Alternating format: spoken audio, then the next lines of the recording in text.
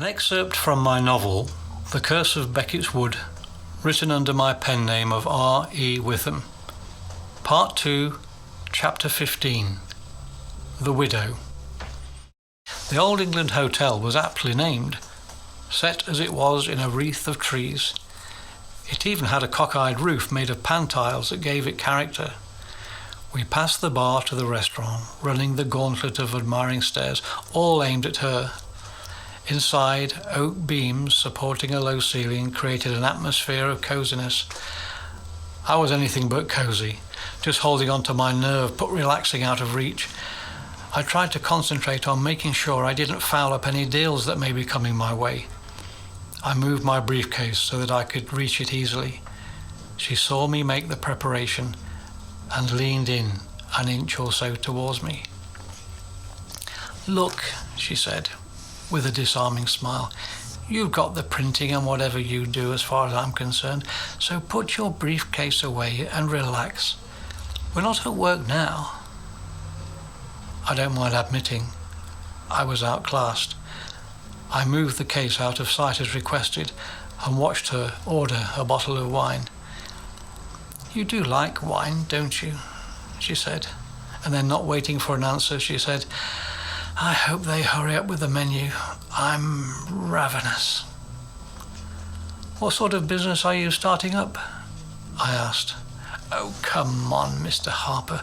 No shop talk, please. I've left all that back at the office, and I suggest you do too. Why don't you tell me all about yourself? No, let me guess. You're an Aries, aren't you? Got a girlfriend?" "Aries, yes. Girlfriend, no."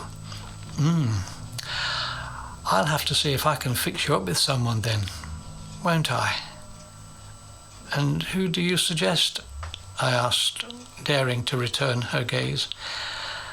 "I know just the person," she said knowingly. "You just leave her to me." As the evening drifted by, I sank increasingly under her strange medicine. It was a combination of seduction and a misty unknown. She tantalized me from the beginning with her eyes and body. It came naturally to her, angling her figure like a living sculpture and performing eyelash art at me. She drew me out of myself, so to speak, as if to a confessor, often gabbling on about things I'd never let slip to another soul. Like the time I'd pedalled to Edlington. How she was able to do this without my defences going up, I can't explain. She was able to put me at my ease, and in the next moment she would flick strands of her golden hair backwards over her shoulders and trade one of those breathtaking smiles of hers. A waiter proffered leather-bound menus, took our orders and left us, leaving us both in a state of anticipation. His move had punctuated the conversation and upset its fragile momentum until she kick-started our talk towards the future and how I saw my own. I answered vaguely, having only a vague idea myself, except that I thought Carriage's a good firm to work for and that I thought I was getting on there. Her eyes stared into mine as if making sure that I was telling the truth, and then she asked me about the flat and how I felt living there. Did I mind being on my own? A picture of the desolate place came into my head, and I confessed that I hated being by myself. I didn't mention the dreams, of course, but I admitted to her that the night was the worst time of all. I could see her mind going down the same track as mine. She saw me pick up on it, and she apologized.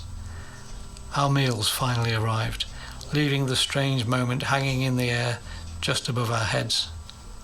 Hers was a beautifully presented dish of duck, hidden beneath a veil of sauce, the tang of orange from it just detectable. The waiter served our vegetables, arranging mine beside a medallion of beef steak, an inch-thick slab of tender meat bathed in a pepper sauce that ran over the plateau of beef like molten lava. The conversation moved on to the safe topic of food for a while. She ordered more wine.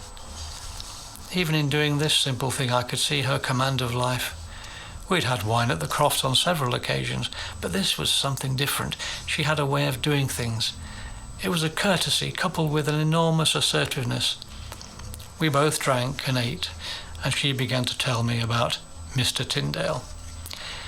He'd been a powerful man, she explained, not just powerful in a local politics kind of way. His whole being was a powerhouse. He wanted and expected the best out of his investments, the best out of his business, of which he had quite a few, but mostly he demanded the best out of his people. He searched out the best experts in their field and fashioned teams that way, teams that would profit them employment on one hand and him prosperity on the other. He was very good at that. But he wanted an attractive wife to wear like a badge, she told me. She said that she had been too young to realise that he was using her when they first met at a dance. All the money he lavished on her blinded her to it, but she was often left alone in that great house of theirs. And when he was there, they lived almost separate lives, even sleeping apart. I sat there astounded that this elegant woman was telling me all this, a stranger up until a couple of hours ago. And I was drawn into those exquisite eyes that possessed a gravitational pull, eyes that in the dim light of the restaurant appeared larger than ever. Even now, as they looked sadly down towards the table, I couldn't fight them.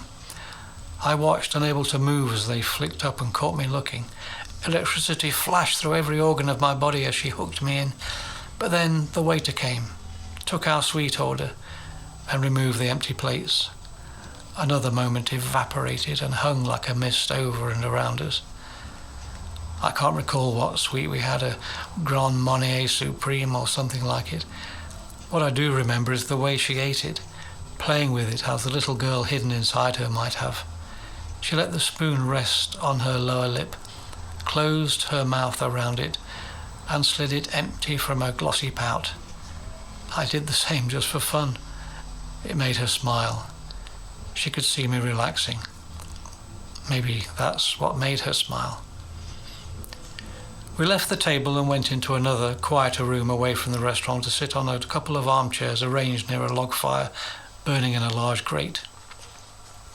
Once more she begged the waiter to bring coffee and liqueurs, which duly arrived on the small table that rested near us.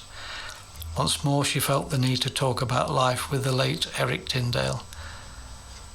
I understood loneliness, didn't I? She asked. And before I replied, she said that she did. I poured us both a Cointreau from the small bottle that she'd ordered, and it warmed us both from the inside. And inside my head, my mind was giving in.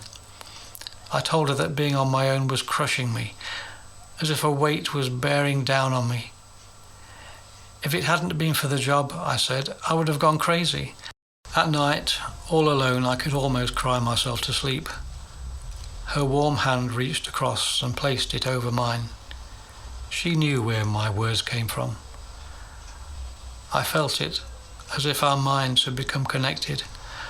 Her whole demeanour was full of compassion. I could feel a tremble coursing through my body. I tried to stop it. It wouldn't. You don't have to be lonely anymore, you know. I looked at her for further clarification, realising straight away what she might mean. I've often watched you when you came to pick up Eric's printing. I've seen you in the back office, on the phone, or saying goodbye to a customer. I love your smile. I love the way you are with people. You're a very attractive man, Mr. Harper. My trembling intensified. And you are a beautiful woman, I replied, unable to hold it back. Then why do two good people have to put up with being lonely? She said. And with that, she got up and pulled me out of my chair. I've got a room booked, if that's all right with you. The Cointreau, the wine, the perfume, her ways had laid bare any resistance that I might have mounted. I had fought this for years, tooth and nail, and yet I followed her upstairs to a room halfway down a corridor, a room that was warm and smelled of jasmine. As soon as the door clicked shut, the white blouse fell away. The dim wall lights were on, and she had no inhibitions.